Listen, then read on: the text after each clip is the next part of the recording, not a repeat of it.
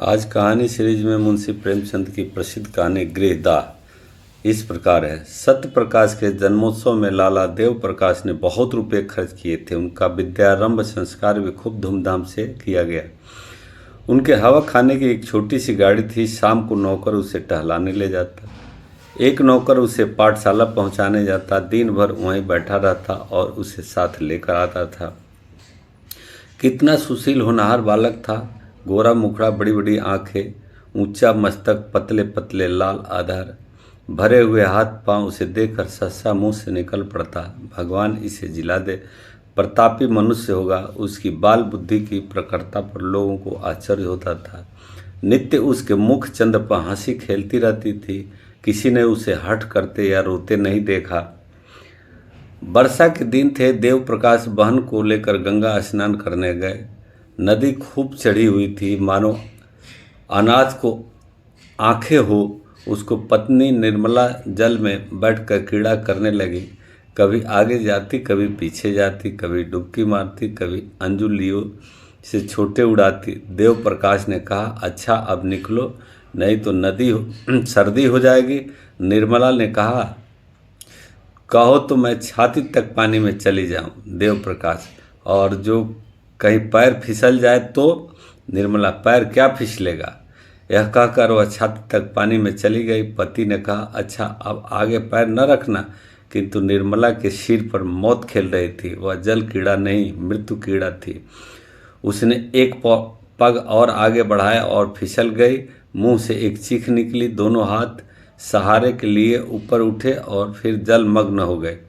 एक पल में प्यासी नदी उसे पी गई। देव प्रकाश खड़े तौलिए से देह पोंछ रहे थे। तुरंत पानी में कूदे। साथ का कहार भी कूदा। दो मल्लाह भी कूद पड़े। सब ने डुबकियां मारी। टटोला पर निर्मला का पता न चला। तब डोंगी मंगाई गई। मल्लाहों ने बार बार गोते मारे पर लाश हाथ न आई।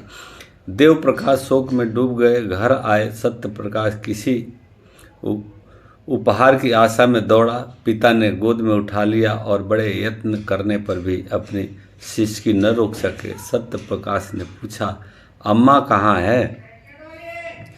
देव प्रकाश, बेटा गंगा ने उन्हें न्योता खाने के लिए रोक लिया। सत्य प्रकाश ने उनके मुख की ओर जिज्ञासा भाव से देखा और आशय समझ गया। अम्मा अम्मा कहकर रोने लगा। मातृहीन बालक संसार का सबसे करुणाजनक प्राणी है। दिन से दिन प्राणियों को भी ईश्वर का आधार होता है, जो उसके हृदय को संभालता रहता। मातृहीन बालक इस आधार से भी वंचित होता है। माता हो उसके जीवन का एकमात्र आधार होती है। माता के बिना वह पंखहीन पक्षी है। सत्य प्रकाश को एकांत से प्रेम हो गया। अकेले बैठा रहता। वृक्षों में उसे उस सहानुभूति का कुछ अज्ञात अनुभव होता था जो घर के प्राणियों में उसे न मिलती। माता का प्रेम था तो सभी प्रेम करते थे। माता का प्रेम उठ गया तो सभी निष्ठुर हो गए। पिता की आंखों में भी वह प्रेम ज्योति न रही। दरिद्र को कौन भिक्षा देता है। 6 महीने बीत गए। सहसा एक दिन उसे मालूम हुआ कि मेरी नई माता आने वाली है। दौड़ा पिता के पास गया और पूछा, क्या मेरी नई माता आवेगी? पिता ने कहा, हाँ बेटा, वह आकर तुम्हें प्यार करेगी। सत्य, क्या मेरी माँ स्वर्ग से आ जाएगी? देव प्रकाश, हाँ वही आ जाएगी। सत्य प्रकाश, मुझे उसी तरह प्यार करेगी? देव प्रकाश इसका क्या उत्तर देते, मगर सत्य प्रकाश उस दिन से प्रसन्न मन रहने लगा। अम्मा आवेगी, मुझे गोद में लेकर प्यार करेगी। अब मैं उन्हें कभी दिक न करूँगा, कभी न जिद करूँगा, अच्छी अच्छी कहानियाँ सुनाया करूँगा। विवाह के दिन आए। घर में तैयारियां होने लगी। सत्य प्रकाश खुशी से फूला न समाता। मेरी नई अम्मा आवेगी। बारात में वह भी गया। नए नए कपड़े मिले। पालकी पर बैठा। नानी ने अंदर बुलाया और उसे गोद में लेकर एक अशर्फी दी। वहीं उसे नई माता के दर्शन हुए। नानी ने नई माता से कहा, बेटी कैसा सुंदर बालक है, इसे प्यार करना। सत्य प्रकाश ने नई माता को देखा और मुग्ध हो गया। बच्चे भी रूप के उपासक होते हैं। एक लावण्यमयी मूर्ति आभूषणों से लदी सामने खड़ी थी। उसने दोनों हाथों से उसका अचल पकड़कर कहा, अम्मा कितना अरुचिकर शब्द था, कितना लज्जायुक्त, कितना अप्रिय।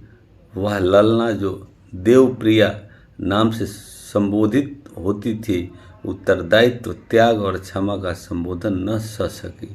अभी वह प्रेम और विलास का सुख स्वप्न देख ही रही थी। यौवन काल की मदमय वायु तरंगों में आंदोलित हो रही थी। इस शब्द से ने उनके स्वप्न को भंग कर दिया। कुछ रुष्ट होकर बोली, मुझे अम्मा मत कहो। सत्य प्रकाश ने विस्मित नेत्रों से देखा। उसको बाल स्वप्न भंग हो गया, आंखें डबडबा गई। नानी ने कहा, बेटी देखो, लड़के का दिल छोटा हो गया, वह क्या जाने क्या कहना चाहिए। अम्मा कह दिया तो तुम्हें कौन सी चोट लग गई।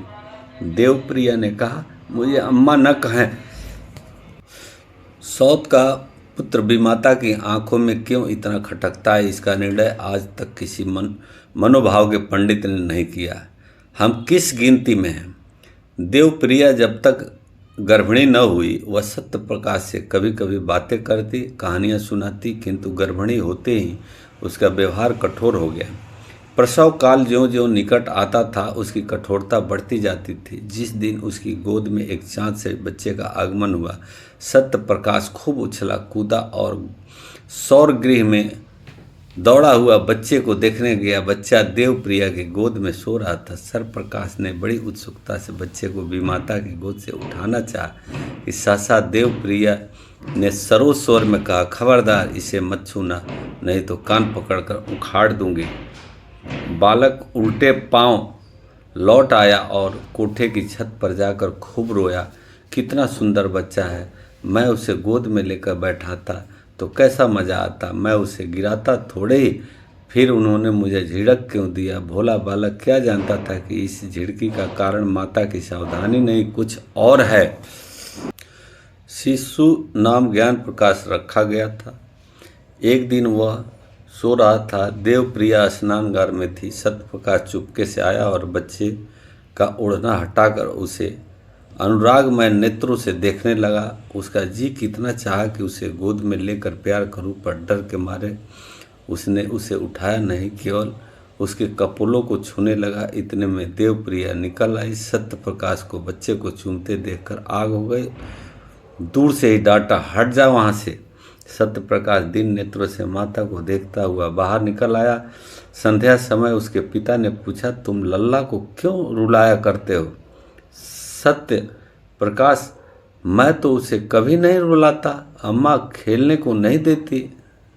देवप्रकाश, झूठ बोलते हो, आज तुमने बच्चे को चुटकी काटी। सत्यप्रकाश, जी नहीं, मैं तो उसकी मुच्छियाँ ले रहा था। देवप्रकाश, झूठ बोलता है। सत्यप्रकाश, मैं झूठ नहीं बोलता। देवप्रकाश को क्रोध आ गया। लड़के को 2-3 तमाचे लगाए। पहली बार यह तगड़ा मिली और निरपराध इसने उसके जीवन की काया पलट कर रख दी। उस दिन से सत्य प्रकाश के स्वभाव में एक विचित्र परिवर्तन दिखाई देने लगा। वह घर में बहुत कम रहता। पिता आते तो उनसे मुंह छिपाता फिरता। कोई खाना खाने को बुलाने आता तो चोरों की भांति दबकता हुआ जाकर खा लेता। न कुछ मांगता न कुछ बोलता। पहले अत्यंत कुशाग्र बुद्धि था। उसकी सफाई, सलीके और फुर्सती पर लोग मुग्ध हो जाते थे। अब पढ़ने से भी जी चुराता। मैले कुचैले कपड़े पहने रहता। घर में कोई प्रेम करने वाला न था। बाजार के लड़कों के साथ गली गली घूमता, कनकवे लुटाता, गालियां बकता और गालियां भी सीख गया। शरीर दुर्बल हो गया। चेहरे की कांति गायब हो गई। देव प्रकाश को अब आए दिन उसकी शरारतों के उलाहने मिलने लगे और सत्य प्रकाश नित्य घुड़किया और तमाचे खाने लगा। यहाँ तक कि अगर वह कभी घर में किसी काम से चला जाता तो सब लोग दूर दूर कह कर दौड़ाते। ज्ञान प्रकाश को पढ़ाने के लिए मास्टर आता। देव प्रकाश उसे रोज सैर कराने साथ ले जाते। हंसमुख लड़का था। देवप्रिया उसे सत्य प्रकाश के साय से भी बचाती रहती थी। दोनों लड़कों में कितना अंतर था। एक साफ सुथरा, सुंदर कपड़े पहने, शील और विनय का पुतला, सच बोलने वाला, देखने वाले को मुंह से अनायास ही दुआ निकल आती थी। दूसरा मैला, नटखट, चोरों की तरह मुंह छिपाए हुए, मुंह फट, बात बात पर गालियां बकने वाला एक हरा भरा पौधा, प्रेम में लावित स्नेह से सिंचित, दूसरा सूखा हुआ टेढ़ा पल्लवहीन नववृक्ष जिसकी जड़ों को एक मुद्दत से पानी नहीं नसीब हुआ। एक को देखकर पिता की छाती ठंडी होती, दूसरे को देखकर देह में आग लग जाती। आश्चर्य यह था कि सत्य प्रकाश को अपने छोटे भाई से लेस मात्र भी ईर्ष्या न थी। अगर उसके हृदय में कोई कोमल भाव शेष रह गया था, वह ज्ञान प्रकाश के प्रति स्नेह था। उस मरुभूमि में यही एक हरियाली थी। ईर्ष्या साम्य भाव की द्योतक है। सत्य प्रकाश अपने भाई को अपने से कहीं ऊंचा, कहीं भाग्यशाली समझता था। उसमें ईर्ष्या का भाव ही का लोप हो गया था। घृणा से घृणा उत्पन्न होती है, प्रेम से प्रेम। ज्ञान प्रकाश भी बड़े भाई को चाहता था। कभी कभी उसका पक्ष लेकर अपने माँ से वाद विवाद कर बैठता। कहता, भैया की अचकन फट गई है, आप नई अचकन क्यों नहीं बनवा देती? माँ उत्तर देती, उसके लिए वही अचकन अच्छी है। अभी क्या, अभी तो वह नंगा फिरेगा। ज्ञान प्रकाश बहुत चाहता था कि अपने जेब खर्च से बचाकर कुछ अपने भाई को दे दे, पर सत्य प्रकाश कभी इसे स्वीकार न करता। वास्तव में जितनी देर वह छोटे भाई के साथ रहता, उतनी देर उसे एक शांतिमय आनंद का अनुभव होता। थोड़ी देर के लिए वह सद्भावों के साम्राज्य में विचरने लगता। उसके मुख से कोई भद्दो और अप्रिय बातें न निकलती। एक क्षण के लिए उसकी सोई हुई आत्मा जाग उठती। एक बार कई दिन तक सत्य प्रकाश मदरसे न गया। पिता ने पूछा कि आजकल पढ़ने क्यों नहीं जाते? क्या सोच रखा है कि मैंने तुम्हारी जिंदगी भर का ठेका ले रखा है? सत्य, मेरे ऊपर जुर्माने और फीस के कई रुपए हो गए हैं। जाता हूँ तो दर्जे से निकाल दिया जाता है। देव प्रकाश, फीस क्यों बाकी है? तुम महीने महीने ले लिया करते हो ना। सत्य प्रकाश, आए दिन चंदे लगा करते हैं, फीस के रुपए चंदे में दे दिए। देव प्रकाश, और जुर्माना क्यों हुआ? सत्य प्रकाश, फीस न देने के कारण। देव प्रकाश, तुमने चंदा क्यों दिया? सत्य प्रकाश, ज्ञानू ने चंदा दिया तो मैंने भी दिया। देव प्रकाश, तुम ज्ञानू से जलते हो। सत्य प्रकाश, मैं ज्ञानू से क्यों जलने लगा? यहाँ हम और वह दो हैं, बाहर हम और वह एक समझे जाते हैं। मैं यह नहीं कहना चाहता कि मेरे पास कुछ नहीं है। देव, क्यों, यह कहते शर्म आती है? सत्य प्रकाश, जी हाँ, आपकी बदनामी होगी। देव, अच्छा, तो आप मेरी मान रक्षा करते हैं। यह क्यों नहीं कहते कि पढ़ना अब मंजूर नहीं है? मेरे पास इतना रुपया नहीं कि तुम्हें एक एक क्लास में 3-3 साल पढ़ाऊँ, ऊपर से तुम्हारे खर्च के लिए भी प्रति मास कुछ दूँ। ज्ञान बाबू तुमसे कितना छोटा है, लेकिन तुमसे एक ही दफ़ा नीचे है। तुम इस साल जरूर ही फेल हो जाओगे, वह जरूर ही पास होगा। अगले साल तुम्हारे साथ हो जाएगा। सब तो तुम्हारे मुंह में कालिक लगेगी। सत्य प्रकाश, विद्या मेरे भाग ही में नहीं है। देव प्रकाश, तुम्हारे भाग्य में क्या है? सत्य प्रकाश, भीख मांगना। देव, तो फिर भीख ही मांगो, मेरे घर से निकल जाओ। देव प्रिया भी आ गई, बोली, शर्माता तो नहीं और बातों का जवाब देता है। सत्य प्रकाश, जिनके भाग्य में भीख मांगना होता है वे ही बचपन में अनाथ हो जाते हैं। देवप्रिया, ये जली कटी बातें अब मुझसे न सही जाएगी। मैं खून का घूंट पी कर रह जाती हूँ। देव प्रकाश, बेहाया है, कल से इसका नाम कटवा दूंगा। भीख मांगनी है तो भीख मांगे। दूसरे दिन सत्य प्रकाश ने घर से निकलने की तैयारी कर दी। उसकी उम्र अब 16 साल हो गई थी। इतनी बातें सुनने के बाद उसे घर से रहना असह्य हो गया था। जब तक हाथ पांव न थे, किशोरावस्था की असमर्थता थी, तब तक अवहेलना, निरादर, निठुरता, भर्त्सना सब कुछ सहकर घर में रहता रहा। अब हाथ पांव हो गए हैं, उस बंधन में क्यों रहता? आत्माभिमान आशा की भांति चिरंजीवी होती है। गर्मी के दिन थे, दोपहर का समय था। घर के सब प्राणी सो रहे थे। सत्य प्रकाश ने अपनी धोती बगल में दबाई, एक छोटा सा बैग हाथ में लिया और चाहता कि चुपके से बैठक से निकल जाए कि ज्ञानू आ गया और उसे जाने को तैयार देखकर बोला, कहाँ जाते हो भैया? सत्यप्रकाश, जाता हूँ, कहीं नौकरी करूँगा। ज्ञान प्रकाश, मैं जाकर अम्मा से कह देता हूँ। सत्यप्रकाश, तो फिर मैं तुमसे भी छिपा कर चला जाऊँगा। ज्ञान, क्यों चले जाओगे? तुम्हें मेरी जरा भी मोहब्बत नहीं है? सत्यप्रकाश ने भाई को गले लगाकर कहा, तुम्हें छोड़कर जाने को जी नहीं चाहता, लेकिन जहाँ कोई पूछने वाला नहीं है वहाँ पड़े रहना बेहाई है। 10-5 की नौकरी कर लूँगा और पेट पालता रहूँगा, और किस लायक हूँ? ज्ञान, तुमसे अम्मा क्यों इतना चिढ़ती है?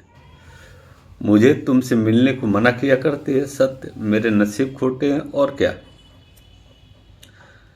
ज्ञान, तुम लिखने पढ़ने में जी नहीं लगाते? सत्य, लगाता ही नहीं, कैसे लगाऊं? जब कोई परवाह नहीं करता तो मैं भी सोचता हूँ, ओह यही न होगा, ठोकर खाऊंगा भला से। ज्ञान, मुझे भूल तो न जाओगे? मैं तुम्हारे पास खत लिखा करूँगा, मुझे भी एक बार अपने यहाँ बुलाना। सत्य, तुम्हारे स्कूल के पत्ते में चिट्ठी लिखूंगा। ज्ञान, रोते रोते, मुझे न जाने क्यों तुम्हारी बड़ी मोहब्बत लगती है। सत्य, मैं तुम्हें सदैव याद रखूंगा। यह कहकर उसने फिर भाई को गले लगाया और घर से बाहर निकल पड़ा। पास एक कौड़ी भी नहीं थी, वह कलकत्ते जा रहा था। सत्य प्रकाश कलकत्ते क्यों होकर पहुंचा, इसका वृत्तांत लिखना व्यर्थ है। युवकों में दुस्साहस को मात्रा अधिक होती है। वे हवा में किले बना सकते हैं, धरती पर नाव चला सकते हैं, कठिनाइयों की उन्हें कुछ परवाह नहीं होती। अपने ऊपर असीम विश्वास होता है। कलकत्ते पहुंचना ऐसा कष्ट साध्य न था। सत्यप्रकाश चतुर युवक था। पहले ही उसने निश्चय कर लिया था कि कलकत्ते में क्या करूंगा, कहाँ रहूंगा। उसके बैग में लिखने की सामग्री मौजूद थी। वह बड़े शहरों में जीविका का प्रश्न कठिन भी है और सरल भी। सरल है उनके लिए जो हाथ से काम कर सकते हैं, कठिन है उनके लिए जो कलम से काम करते हैं। सत्य प्रकाश मजदूरी करना नीच समझता था। उसने एक धर्मशाला में असबाब रखा। बाद में शहर के मुख्य मुख्य स्थानों का निरीक्षण कर एक एक डाकघर के सामने लिखने का सामान लेकर बैठ गया और अपढ़ मजदूरों की चिट्ठियां, मनी आर्डर आदि लिखने का व्यवसाय करने लगा। पहले कई दिन तो उसको इतने पैसे भी न मिले कि भर पेट भोजन करता, लेकिन धीरे धीरे आमदनी बढ़ने लगी। वह मजदूरों से इतने विनय के साथ बातें करता और उनके समाचार इतने विस्तार से लिखता कि बस वे पत्र को सुनकर बहुत प्रसन्न होते। अशिक्षित लोग एक ही बात को 2-2, 3-3 बार लिखवाते थे। उनकी दशा ठीक ठीक रोगियों की सी होती है जो वैद्य से अपनी व्यथा और वेदना का वृत्तांत कहते नहीं थकते। सत्य प्रकाश सूत्र को व्याख्या का रूप देकर मजदूरों को मुक्त कर देता था। एक संतुष्ट हो जाता तो अपने कई अन्य भाइयों को खोज लाता। एक ही महीने में उसे एक रोज मिलने लगा। उसने धर्मशाला से निकलकर शहर से बाहर एक छोटी सी कोठरी ले ली। 1 जून बनाता, 2 जून खाता, बर्तन अपने हाथों से धोता, जमीन पर सोता। उसे अपने निर्वासन पर जरा भी खेद और दुख न था। घर के लोग की कभी याद न आती। वह अपनी दशा पर संतुष्ट था। केवल ज्ञान प्रकाश की प्रेमयुक्त बातें न भूलती। अंधकार में यही एक प्रकाश था। विदाई का अंतिम दृश्य आंखों के सामने फिर करता। जीविका से निश्चित होकर के उसे ज्ञान प्रकाश को एक पत्र लिखा। उत्तर आया। उसके आनंद की सीमा न रही। ज्ञानू मुझे याद करके रोता है, मेरे पास आना चाहता है। स्वास्थ्य भी अच्छा नहीं है। प्यासे को पानी से जो तृप्ति होती है वही तृप्ति इस पत्र से सत्य प्रकाश को। मैं अकेला नहीं हूँ, कोई मुझे भी चाहता है, मुझे भी याद करता है। उस दिन से सत्य प्रकाश को यह चिंता हुई कि ज्ञानू के लिए कोई उपहार भेजूं। युवकों को मित्र बहुत जल्द मिल जाते हैं। सत्य प्रकाश की भी कई युवकों से मित्रता हो गई थी। उसके साथ कई बार सिनेमा देखने गया, कई बार बूटी भंग शराब कबाब की भी ठहरी। आईना तेल कंघी का शौक भी पैदा हुआ। जो कुछ पाता उड़ा देता, बड़े बेग से नैतिक पतन और शारीरिक विनाश की ओर दौड़ा चला जाता था। इस प्रेम पत्र ने उसके पैर पकड़ लिए। उपहार के प्रयास ने इन दुर्व्यसनों को तिरोहित करना शुरू कर दिया।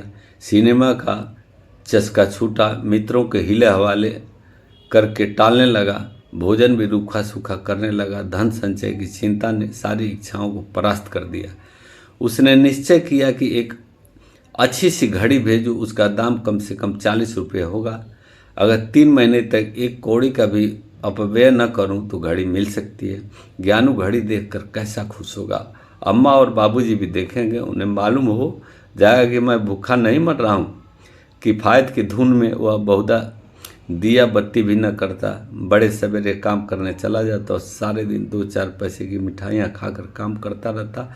उसके ग्राहक की संख्या दिन दुगनी होती जाती। चिट्ठी पत्री के अतिरिक्त अब उसे तार लिखने का भी अभ्यास कर लिया। 2-3 महीनों में उसके पास 50 रुपये एकत्र हो गए और जब घड़ी के साथ सुनहरी चेन का पार्सल बनाकर ज्ञानू के नाम भेज दिया तो उसका चित्त इतना उत्साहित था मानो किसी निसंतान के बालक हुआ हो। घर कितनी कोमल पवित्र मनोहर स्मृतियों की जागृत कर देता हो। यह प्रेम का निवास स्थान है। प्रेम ने बहुत तपस्या करके यह वरदान पाया है।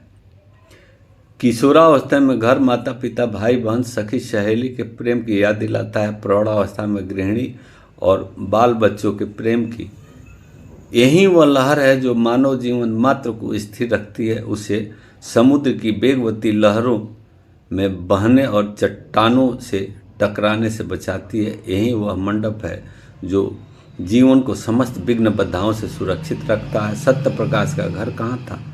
वह कौन सी शक्ति थी जो कलकत्ते के विराट प्रलोभन से उसकी रक्षा करती थी? माता का प्रेम, पिता का स्नेह, बाल बच्चों की चिंता नहीं, उसका रक्षक उद्धारक, उसका पारितोषक केवल ज्ञान प्रकाश का स्नेह था। उसी के निमित्त वह एक एक पैसे की किफ़ायत करता, उसी के लिए वह कठिन परिश्रम करता, धनोपार्जन के नए नए उपाय सोचता। उसे ज्ञान प्रकाश के पत्रों से मालूम हुआ था कि इन दिनों देव प्रकाश की आर्थिक स्थिति अच्छी नहीं है। वह एक घर बनवा रहे हैं जिसमें व्यय अनुमान से अधिक हो जाने के कारण ऋण लेना पड़ा है। इसलिए अब ज्ञान प्रकाश जब पढ़ने के लिए घर पर मास्टर नहीं आता, तब से सत्य प्रकाश प्रति मास ज्ञानू के पास कुछ न कुछ अवश्य भेज देता था। वह अब केवल पत्र लेखन न था, लिखने के सामान की एक छोटी सी दुकान भी उसने खोल ली थी। इससे अच्छी आमदनी हो जाती थी। इस तरह 5 वर्ष बीत गए। रसिक मित्रों ने जब देखा कि अब यह हत्थे नहीं चढ़ता तो उसके पास आना जाना छोड़ दिया। संध्या का समय था। देव प्रकाश अपने मकान में बैठे देवप्रिया से ज्ञान प्रकाश के विवाह के संबंध में बातें कर रहे थे। ज्ञानू अब 17 वर्ष का सदर युवक था। बाल विवाह के विरोधी होने पर भी देव प्रकाश अब इस शुभ मुहूर्त को न टाल सकते थे, विशेषतः जब कोई महाशय 5000 जायज देने को प्रस्तुत हो। देव प्रकाश, मैं तो तैयार हूँ, लेकिन तुम्हारा लड़का भी तो तैयार हो। देवप्रिया, तुम बातचीत पक्की कर लो, वह तैयार हो जाएगा। सभी लड़के पहले नहीं करते हैं। देव प्रकाश, ज्ञानू का इनकार केवल संकोच का इनकार नहीं है, वह सिद्धांत का इनकार है। वह साफ साफ कह रहा है कि जब तक भैया का विवाह न होगा मैं अपना विवाह करने पर राजी नहीं हूँ। देवप्रिया, उसकी कौन चलाए?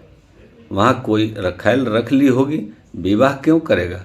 वहाँ कोई देखने जाता है? देव प्रकाश झुंझला कर, रखैल रख ली होती तो तुम्हारे लड़के को 40 रुपये महीने न भेजता और न वे चीज़ें ही देता। उसने पहले महीने से अब तक बराबर देता चला आता है। न जाने क्यों तुम्हारे मन उसकी ओर से इतना मैला हो गया है। चाहे वह जान निकाल कर भी दे दे, लेकिन तुम न पसीजेगी। देवप्रिया नाराज होकर चली गई। देवप्रिया उससे यही कहलाना चाहती थी कि पहले सत्य प्रकाश का विवाह करना उचित है, लेकिन किंतु वह कभी इस प्रसंग को आने ही न देती थी।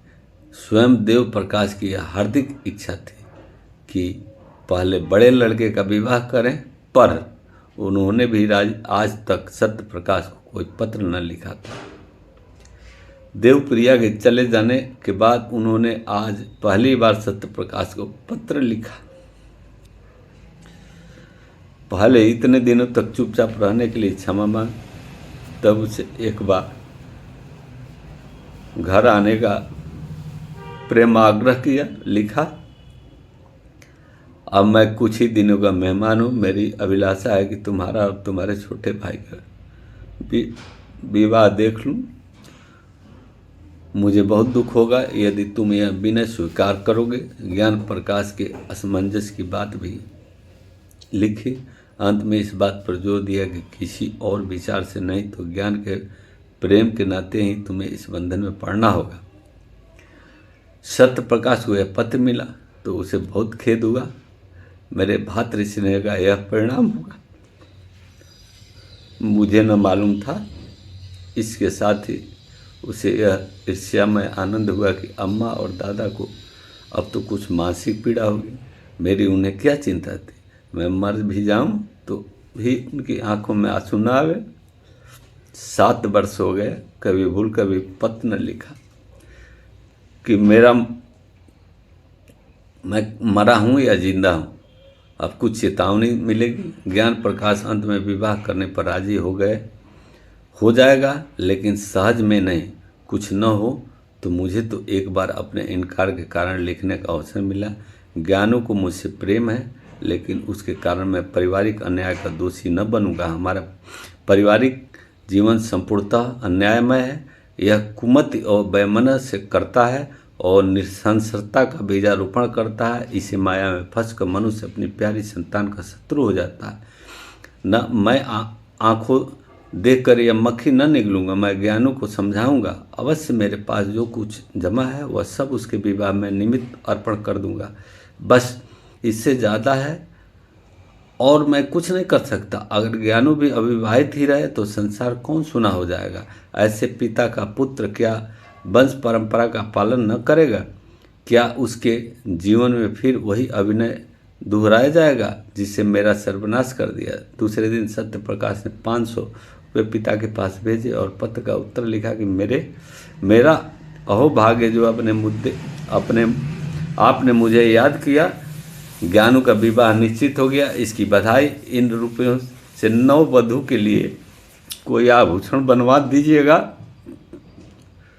रही मेरे विवाह की बात, तो मैंने अपनी आंखों से जो कुछ देखा और मेरे सिर पर जो कुछ बीती है उस पर ध्यान देते हुए यदि मैं कुटुंब पास में फंसूं तो मुझसे बड़ा उल्लू संसार में न होगा। आशा है आप मुझे क्षमा करेंगे। विवाह की चर्चा से मेरे हृदय को आघात पहुंचा है। दूसरा पत्र ज्ञान प्रकाश को लिखा कि माता पिता की आज्ञा का सिरोधार्य करो। मैं अपढ़ मूर्ख बुद्धिहीन आदमी हूँ। मुझे विवाह करने का कोई अधिकार नहीं है। खेद है, मैं तुम्हारे विवाह के शुभोत्सव में सम्मिलित न हो सकूंगा, लेकिन मेरे लिए इससे बढ़कर आनंद और संतोष का विषय नहीं हो सकता। देव प्रकाश यह पढ़कर अवाक रह गए। फिर आग्रह करने का साहस न हुआ। देवप्रिया ने नाक सिकोड़कर कहा, यह लौंडा देखने को सीधा है जहर का बुझाया हुआ। 100 कोस का बैठा हुआ बर्छियों के जैसा छेद कर रहा है। किंतु ज्ञान प्रकाश ने यह पत्र पढ़ा और उसे मर्माघात पहुंचा। दादा और अम्मा के अन्याय ने ही उन्हें यह भीषण व्रत धारण करने पर बाध्य किया है। इन्हीं ने उसे निर्वासित किया है और शायद सदा के लिए। न जाने अम्मा को उससे क्यों इतनी जलन हुई। मुझे तो अब याद आता है कि किशोरावस्था ही से वह बड़े आज्ञाकारी, विनयशील और गंभीर थे। उन्हें अम्मा की बातों का जवाब देते नहीं सुना। मैं अच्छे से अच्छा खाता था, फिर भी उनके लेवर मैले हुए थे। हालांकि उन्हें जलना चाहिए था। ऐसी दशा में अगर उन्हें गृहस्थ जीवन से घृणा हो गई तो आश्चर्य क्या। फिर मैं क्यों इस विपत्ति में फंसूं? कौन जाने मुझे भी ऐसी ही परिस्थिति का सामना करना पड़े। भैया ने बहुत सोचकर समझकर यह धारणा की है संध्या के समय अपने माता पिता बैठे हुए इसी समस्या पर विचार करे थे। ज्ञान प्रकाश ने आकर कहा, मैं कल भैया से मिलने जाऊंगा। देवप्रिया, क्या कलकत्ते जाओगे? जी हाँ। देवप्रिया, उन्हीं को क्यों नहीं बुलाते हैं? ज्ञान, उन्हें कौन मुंह लेकर बुलाऊं? आप लोगों ने तो पहले ही मेरे मुंह में कालिख लगा दी है। ऐसा देव पुरुष आप लोगों के कारण विदेश में ठोकर खा रहा है और मैं इतनी निर्लज हो जाऊं? देवप्रिया, अच्छा चुप रह, नहीं ब्याह करना है न कर, जले पर नमक मत छिड़क। माता पिता का धर्म है इसलिए कहती हूँ, नहीं तो यहाँ ठेंगे की परवाह नहीं। तू चाहे ब्याह कर चाहे कुंवारा रह, पर मेरी आंखों से दूर हो जा। ज्ञान प्रकाश, क्या मेरी सूरत से भी घृणा हो गई? देवप्रिया, जब तू हमारे कहने में नहीं है तो यहाँ चाहे रह, हम भी समझ लेंगे कि भगवान ने लड़का ही नहीं दिया है। देव, क्यों व्यर्थ में ऐसे कटुन वचन बोलती हो? ज्ञान, अगर आप लोगों को यही इच्छा है तो यही होगा। देव प्रकाश ने देखा कि बात का बतंगड़ बना है तो ज्ञान प्रकाश को इशारे से टाल दिया और पत्नी के क्रोध को शांत करने की चेष्टा करने लगा। मगर देवप्रिया फूट फूट कर रो रही थी, बार बार कहती थी कि मैं इसकी सूरत न देखूंगी। अंत में देव प्रकाश ने चिढ़ कर कहा, तो तुम ही ने तो कटु वचन कहकर उसे उत्तेजित कर दिया। देवप्रिया, यह सब विष उसी चंडाल ने बोया है जो यहाँ से 7 समुद्र पार बैठा हुआ है। मुझे मिट्टी में मिलाने का उपाय कर रहा है। मेरे बेटे को मुझसे छीनने के लिए उसने यह प्रेम का स्वांग भरा है। मैं उसकी नस नस पहचानती हूँ। उसका यह मंत्र मेरी जान लेकर छोड़ेगा। नहीं तो मेरा जानू, जिसने कभी मेरी बात का जवाब नहीं दिया, यूं मुझे न जलाता। देव, अरे तो क्या वह विवाह ही न करेगा? अभी गुस्से में अनाप शनाप बक गया, जरा शांत हो जाएगा तो मैं समझा कर राजी कर दूंगा। देवप्रिया, मेरे हाथ से निकल गया। देवप्रिया की आशंका सत्य निकली। देव प्रकाश ने बेटे को बहुत समझाया, कहा तुम्हारी माता इस शोक में मर जाएगी, किंतु कुछ असर न हुआ। उसने एक बार नहीं कहकर हाँ न की। निदान वह भी निराश होकर बैठे रहे। 3 साल तक प्रति वर्ष विवाह के दिन में यह प्रश्न उठता रहा, पर ज्ञान प्रकाश अपनी प्रतिज्ञा पर अटल रहा। माता का रोना धोना निष्फल हुआ। हाँ, उसने माता की एक बात मान ली, वह भाई से मिलने कलकत्ते न गया। 3 साल में घर में बड़ा परिवर्तन हो गया। देवप्रिया की 3 कन्याओं का विवाह हो गया। अब घर में उसके सिवा कोई स्त्री न थी। सूना घर उसे खाए लेता। जब वह नैराश्य और क्रोध से व्याकुल हो जाती तो सत्य प्रकाश को खूब जी भगर कोसती, मगर दोनों भाइयों में प्रेम पत्र व्यवहार बराबर होता रहता था। देव प्रकाश के स्वभाव में एक विचित्र उदासीनता प्रकट होने लगी। उन्होंने पेंशन ले ली और प्रायः धर्म ग्रंथों का अध्ययन किया करते। ज्ञान प्रकाश ने ही आचार्य की उपाधि प्राप्त कर ली और एक विद्यालय में अध्यापक हो गए। देवप्रिया अब संसार में अकेली थी। देवप्रिया अपने पुत्र को गृहस्थी की ओर खींचने के लिए नित्य टोने टोटका करती। बिरादरी में कौन सी कन्या सुंदर है, गुणवती है, सुशिक्षा है, उसका बखान किया करती। पर ज्ञान प्रकाश को इन बातों से को सुनने का कोई फुर्सत न था। मोहल्ले और घरों में नित्य ही विवाह होते रहते थे। बहुएं आती, उनकी गोद में बच्चे खेलने लगते, घर गुलजार हो जाता। कहीं विदाई होती, कहीं बधाइयाँ आती, कहीं गाना बजता, कहीं बाजे बजते। यह चहल पहल देख कर देवप्रिया का चित्त चंचल हो जाता। उसे मालूम होता, मैं ही संसार में सबसे अभागिन हूँ, मेरे ही भाग्य में यह सुख भोगना नहीं बधा है। भगवान, ऐसा भी कोई दिन आएगा कि मैं अपनी बहू का मुख चंद्र देखूंगी, बालकों को गोद में खिलाऊंगी। वह भी कोई दिन होगा कि मेरे घर में भी आनंदोत्सव का मधुर गान और ताने उठेगी। रात दिन की ये बातें सोचते सोचते देवप्रिया की दशा उन्मादनी की सी हो गई। आप सत्य प्रकाश को कोसने लगती, वही मेरे प्राणों का घातक है। तल्लीनता उन्माद का प्रधान गुण है। तल्लीनता अत्यंत रचनशील होती है। वह प्रकाश में देवताओं के विमान उड़ाने लगती है, और अगर भोजन में नमक तेज हो गया तो शत्रु ने कोई रोड़ा रख दिया होगा। देवप्रिया को अब अभी धोखा हो जाता कि सत्य प्रकाश घर से में आ गया, वह मुझे मारना चाहता है। ज्ञान प्रकाश को विष खिलाए देता है। एक दिन उसने सत्य प्रकाश के नाम एक पत्र लिखा और उसने जितना कोसा तू मेरे प्राणों का बैरी है, मेरे कुल का घातक है, हत्यारा है। वह कौन दिन आएगा कि तेरी मिट्टी उठेगी। तूने मेरे लड़के पर वशीकरण मंत्र चला दिया है। दूसरे दिन फिर ऐसा ही एक पत्र लिखा, यहाँ तक कि यह उसका नित्य का कर्म हो गया। जब तक एक चिट्ठी में सत्य प्रकाश को गालियाँ न दे देती उसे चैन न आता। इन पत्रों को वह कहारिन के हाथ डाकघर भिजवा दिया करती थी। ज्ञान प्रकाश का अध्यापक होना सत्य प्रकाश के लिए घातक हो गया। परदेश में उसे यही संतोष था कि मैं संसार में निराधार नहीं हूँ। अब वह अम्बल आता रहा। ज्ञान प्रकाश ने जोर देकर लिखा, अब आप मेरे हेतु कोई कष्ट न उठाओ। मुझे अपने गुजारा करने के लिए काफ़ी से ज़्यादा मिलने लगा है। यद्यपि प्रकाश की दुकान खूब चलती थी, लेकिन कलकत्ते जैसे शहर में एक छोटे से दुकानदार का जीवन बहुत सुखी नहीं होता। 60-70 की मासिक आमदनी होती है क्या? अब तक वह जो कुछ बचाता था वास्तव में बचत न थी बल्कि त्याग था। एक वक्त रूखा सूखा खाकर एक तंग आर्द्र कोठरी में रह कर के 25-30 बच्चे रहते थे। अब दोनों वक्त भोजन मिलने लगा, कपड़े भी जरा साफ पहनने लगा, मगर थोड़े दिनों में उसके खर्च में औषधियों की एक मद बढ़ गई। फिर वहीं पहले की दशा हो गई। वर्षों तक शुद्ध वायु और प्रकाश पुष्कर भोजन से वंचित रहकर अच्छे का स्वास्थ्य भी नष्ट हो जाता है। सत्य प्रकाश को अरुचि, मंदाकिनी आदि रोग ने आ घेरा। कभी कभी ज्वर भी आ जाता है। युवावस्था में आत्मविश्वास होता है, किसी आलम्बन की परवाह नहीं होती। वयोवृद्ध दूसरों के मुंह ताकती, कोई आश्रय ढूंढती। सत्य प्रकाश पहले सोता तो एक ही करवट में सवेरा हो जाता। कभी बाजार से पूरियाँ लेकर खा लेता, कभी मिठाई पर टाल देता।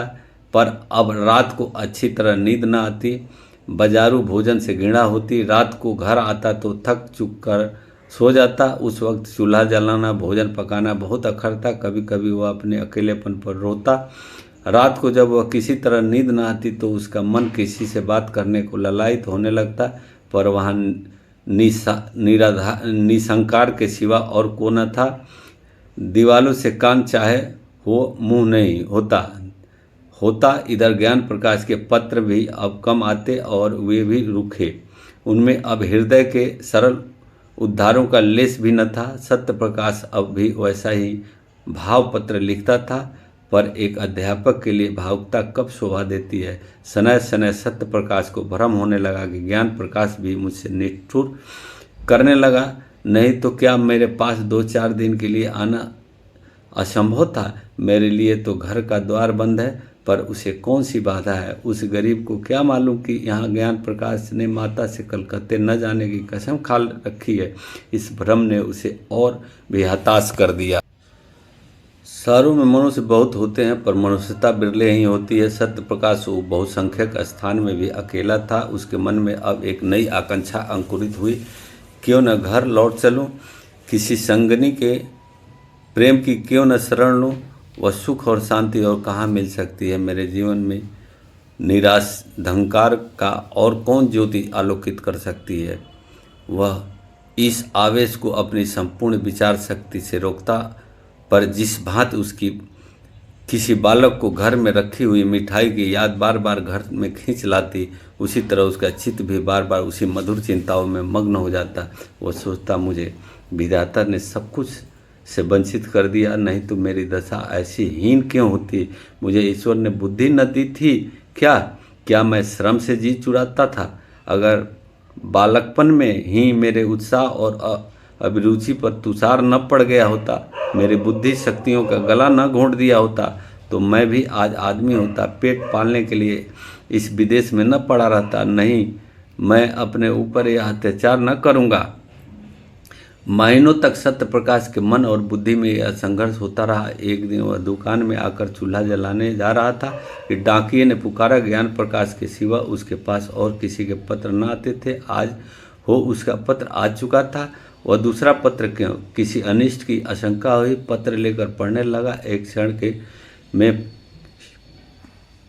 पन्ने उसके हाथ से छूटकर गिर पड़े और वह सिर थामकर बैठ गया कि जमीन पर न गिर पड़ा।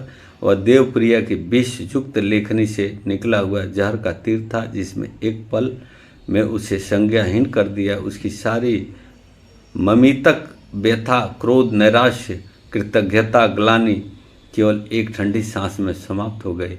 वह जाकर चारपाई पर लेटा रहा। मानसिक व्यथा आपा से आप पानी हो गई। हाँ, सारा जीवन नष्ट हो गया। मैं ज्ञान प्रकाश का शत्रु हूँ। मैं इतने दिनों से केवल उसके जीवन को मिट्टी में मिलाने के लिए ही प्रेम का स्वांग भर रहा हूँ। भगवान, तुम ही इसे साक्षी हो। तीसरे दिन फिर देवप्रिया का पत्र पहुंचा। सर्वप्रकाश ने उसे लेकर फाड़ डाला। पढ़ने की हिम्मत न पड़ी। एक ही दिन पीछे तीसरा पत्र पहुंचा, उसका भी वहीं अंत हुआ। फिर तो यह नित्य कर्म हो गया। पत्र आता और फाड़ दिया, किंतु देवप्रिया का अप्रिय अभिप्राय बिना पढ़े ही पूरा हो जाता। सत्य प्रकाश के मर्म स्थान पर एक चोट और हो जाती। 1 महीने के भीषण हार्दिक वेदना के बाद सत्य प्रकाश को जीवन से घृणा हो गई। उसने दुकान बंद कर बाहर आना जाना छोड़ दिया। सारे दिन खाट पर पड़ा रहता। वे दिन आते जाते जब माता पुचका कर गोद में बिठा लेती और कहती, बेटा। पिता संध्या समय दफ्तर से आकर गोद में उठा लेते और कहते, भैया। माता का सजीव मूर्त उसके सामने आ खड़ी होती। ठीक वैसे ही जब वह गंगा स्नान करने गई थी, उसकी प्यार भरी बातें उसके कानों में गूंजने लगती। फिर वह दृश्य सामने आता जब उसने नववधू माता को अम्मा कहकर पुकारा था। तब उसने कठोर शब्द याद आ जाते। उसके क्रोध से भरे हुए विकराल नेत्र आंखों के सामने आ जाते। उसे अपना सिसक कर रोना आ जाता। और फिर सौर गृह का दृश्य सामने आता। उसने कितने प्रेम से बच्चे को गोद में लेना चाहा। तब माता ने वज्र से शब्द कानों में गूंजने लगते, हाय, उसी बज्जू ने मेरा सर्वनाश कर दिया। ऐसी कितनी घटनाएं याद आती। कभी बिना किसी अपराध के माँ को डांट बताना और कभी पिता का निर्दय निष्ठुर व्यवहार याद आने लगा। उसका बात बात पर त्योरियाँ बदलना, माता के मिथ्यावादी पर विश्वास करना। हाय, मेरा सारा जीवन नष्ट हो गया। तब वह करवट बदल लेता और फिर वही दृश्य आंखों में फिरने लगते। फिर करवट बदलता और चिल्ला उठता, इस जीवन का अंत क्यों नहीं हो जाता। इस बात पड़े पड़े कई दिन हो गए। संध्या हो गई कि सहसा उसे द्वार पर किसी के पुकारने की आवाज़ आई और उसने कान लगाकर सुना और झुक पड़ा। कोई परिचित आवाज़ थी। दौड़ा द्वार पाया तो देखा ज्ञान प्रकाश खड़ा है। कितना रूपवान पुरुष था। वह उसके गले से लिपट गया। ज्ञान प्रकाश ने उसके पैरों को स्पर्श किया। दोनों भाई घर में आए। अंधकार छाया हुआ था। घर की यह दशा देखकर ज्ञान प्रकाश, जो अब तक उसके कंठ में आवेग को रोके हुए था, रो पड़ा। सत्य प्रकाश ने लालटेन जलाई। घर क्या था? भूत का डेरा। सत्य प्रकाश ने जल्दी से एक कुर्ता गले में डाल लिया। ज्ञान प्रकाश भाई का जर्जर शरीर, पीला मुख, बुझी हुई आंखें देखता और रोता था। सत्य प्रकाश, मैं आजकल बीमार हूँ। ज्ञान प्रकाश, यह तो देख ही रहा हूँ। सत्य, तुमने आपने आने की सूचना भी न दी। मकान का कैसे पता चला? ज्ञान, सूचना तो दी थी, आपको पत्र न मिला होगा। सत्य, अच्छा, हाँ दी होगी। पत्र दुकान में पड़ा होगा। मैं इधर कई दिनों से दुकान नहीं गया, घर पर ही सब कुशल है। ज्ञान, माताजी का देहांत हो गया। सत्य, अरे क्या बीमार थी? ज्ञान, जी नहीं, मालूम नहीं क्या खा लिया। इधर इन्हें उन्माद सा हो गया था। पिताजी ने कुछ कटु वचन कह दिए थे, शायद इसी पर कुछ खा लिया। सत्य, हाँ, अभी मरे नहीं हैं। ज्ञान, सत्य, अरे क्या बहुत बीमार है? ज्ञान, माता ने विष खा लिया तो वह उसका मुंह खोलकर दवा पिला रहे थे। अब माताजी ने जोर से उसकी 2 उंगलियां काट ली। वहीं विष उनके शरीर में पहुंच गया। तब से सारा शरीर सूज गया है। अस्पताल में पड़े हुए हैं। किसी को देखते हैं तो काटने दौड़ते। बचने की आशा नहीं है। सत्य, तब तो घर ही चौपट हो जाएगा।